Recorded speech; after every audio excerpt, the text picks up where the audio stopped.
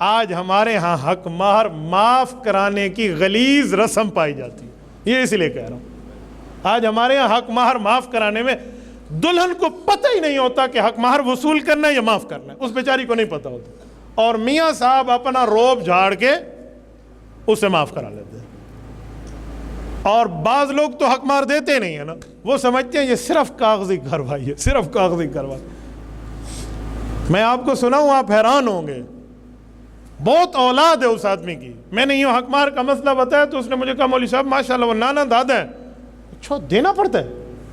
میں نے کہا کیوں؟ کہتے میں تو نہیں دیتا۔ تو ان کے بیٹے نے کہا کہ ابو مجھ سے لے کر دے دے، خدا کا نام من، تو نے کیوں نہیں دیا؟ تو یعنی یہ حال ہوتا ہے۔ اچھا دلہن بیچاری گھر میں آ کر بیٹھ گئی، اسے کیا پتا، وہ سمجھتی ہے معافی ہوگا، معاف کرا لیتے ہیں۔ تو بھائی یوں نہیں ہے، حق مہر دینا پڑتا ہے۔ اور حق مہر شریعت محمدیہ کا مسئلہ اور ہے۔ کہیں آپ کہنا کہ حضرت آدم علیہ السلام کا تو مولوی صاحب آپ نے مسئلہ بتایا 20 مرتبہ درود پاک تھا، تو ہم 100 مرتبہ تسبیح پوری درود پاک کی کر لیں گے، اللہم صلی علی، چل حق مہر معاف ہو جائے گا۔ نہیں، شریعت محمدیہ کا مسئلہ اور ہے، وہ شریعت آدم علیہ السلام کا مسئلہ اور ہے۔ شریعت محمدیہ میں کیا ہے؟ مال متقوم، مال ہونا شرط ہے، وہ جائیداد کی شکل میں ہو، سونا کی شکل میں ہو، چاندی کی شکل میں ہو، یا کرنسی کی شکل میں ہو۔ ساتھ آپ کچھ بھی کریں، کوئی تعلیم خاوند پڑھا دے تو وہ حق مہر کا حصہ بن جائے گا، پارٹ آف دا حق مہر ہو جائے گا، لیکن وہ حق مہر مکمل نہیں بنے گا۔ مکمل میں شامل کرنے کے لیے کوئی نہ کوئی آپ ساتھ رکھیں گے۔ اور حق مہر کتنا ہے؟ میں ایک آیت پڑھتا ہوں اور ایک حدیث پاک سناتا ہوں۔ سورت نمبر 33 سورت احزاب پارہ نمبر 22 کی آیت ہے۔ رب کریم فرماتے ہیں قد علمنا ما فرضنا علیہم فی ازواجہم، کہ حق مہر میں نے خاوند کے لیے بیوی کا طے کر لیا ہے۔ اللہ رب العزت نے کتنا طے فرمایا ہے، کتنا رب کریم نے حق مہر طے کیا ہے، اس بارے میں قرآن خاموش ہے۔ رسول اللہ صلی اللہ علیہ وسلم آپ کے اور میرے پاک پیغمبر ہیں، اور ہم نے قیامت میں اللہ کے رسول سے سفارش لینی ہے۔ یقین مانے ہمیں اپنے اعمال پہ گھمنڈ نہیں ہے، ہمیں آقا نامدار صلی اللہ علیہ وسلم کی ذات کے وسیلے اور سفارش کا بہت بڑا امید کا حصہ شامل ہے۔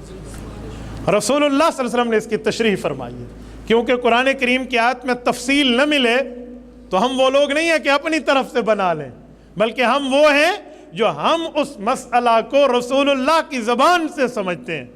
رسول اللہ صلی اللہ علیہ وسلم کے لیے قرآن کہتے ہیں وَأَنزَلْنَا إِلَيْكَ الذِّكْرَ لِتُبَيِّنَ لِلنَّاسِ مَا نُزِّلَ إِلَيْهِمْ، محبوبم قرآن ہم نے آپ کر اتارا، اور اس قرآن میں کیا تفصیل ہے وہ آپ نے بتانی ہے۔ تو حضور پاک علیہ السلام نے حق مہر کی تشریح فرمائی ہے۔ مسند میں حدیث پاک موجود ہے، حضرت جابر رضی اللہ عنہ راوی ہیں، ارشاد فرماتے ہیں ہمارے پاک پیغمبر نے فرمایا لا مہر لأقل من 10 دراہم، مدینہ منورہ کے درہم کی بات کر رہا ہوں، فرمایا کم از کم 10 درہم حق مہر ہے، اس سے کم نہیں رکھ سکتے، اس سے زائد آپ جتنا رکھیں، کم از کم 10 درہم۔ اور مدینہ طیبہ میں رسول اللہ صلی اللہ علیہ وسلم کے دور کے درہم چاندی کے درہم ہوتے تھے، یہ دبئی والے درہم آج کل کاغذوں والے نہیں ہیں، چاندی کے درہم، اور وہ 10 درہم پاکستانی لحاظ سے 5000 سے اوپر کا ریٹ بنتا ہے۔ اور میں ایک بات مزید سمجھاتا ہوں آپ کی خدمت میں، یہ جو حق مہر ہے یہ آپ نے رکھنا ہے، یہ کم از کم ہے، زیادہ سے زیادہ کتنا رکھنا ہے؟ حضرت عمر رضی اللہ تعالیٰ کی دور حکومت چل رہی تھی، چل رہا تھا حضرت عمر کا دور حکومت، حضرت عمر نے سوچا کہ حق مہر کی رقم کا تعین کر دیں، اسپیسیفک فیگر دے دیں، بھی اتنا ہی دو گے، اس سے نہ کم نہ زیادہ، مشورہ کریں۔ اس پر مشورہ شروع ہو گیا، صحابہ کرام، اہل بیت، صحابہ کرام کی شورا بیٹھ گئی۔ شورا کا مطلب ہے ارکان پارلیمنٹ، وہ جو اس زمانے میں حضرت عمر رضی اللہ عنہ کے ساتھ صحابہ اور اہل بیت کا مجمع تھا۔ مشورہ شروع ہوا تو ایک خاتون اس مشورے میں آئی اور کھڑے ہو کر حضرت عمر رضی اللہ عنہ سے بات شروع کر دی، صحابیہ ہے، غالباً حضرت فاطمہ بنت قیس رضی اللہ عنہ ہے، کہ امیر المؤمنین مشورہ آپ کا چلتا رہے گا، میں نے بھی آپ کے نبی کا کلمہ پڑھا ہے، میں نے بھی اللہ کے رسول کے ازواج سے کچھ پڑھا سمجھا سنا، دین کا حصہ رب نے ہمیں بھی عطا فرمایا۔ حضرت عمر نے فرمایا جی آپ کیا کہنا چاہتی ہیں؟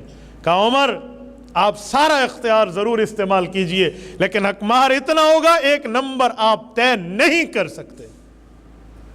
حضرت عمر رضی اللہ تعالیٰ عنہ مجمع کہا جی کیوں، وجہ کوئی دلیل؟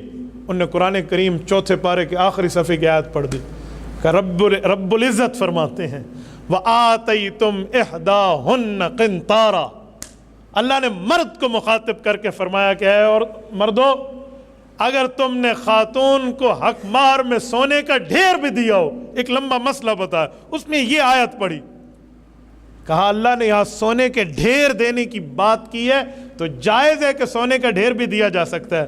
کہاں جائز تو ہے۔ تو کہا جب اتنا اللہ ڈھیر دینے اور خزانے کی بات کرتے ہیں تو آپ اس کو کم اور زیادہ کرنے کی بات کس بنیاد پہ کر رہے ہیں؟ حضرت عمر نے کہا جزاکم اللہ، اللہ آپ کا بھلا فرمائے، آپ نے مسئلہ سمجھا دیا۔ اس ایک صحابیہ خاتون کی اس دلیل پر اس مسئلے کو ایسے چھوڑ دیا گیا جیسے قرآن کریم نے واضح رکھا تھا۔ تبارك الذي نزل الفرقان على عبده ليكون للعالمين نذيرا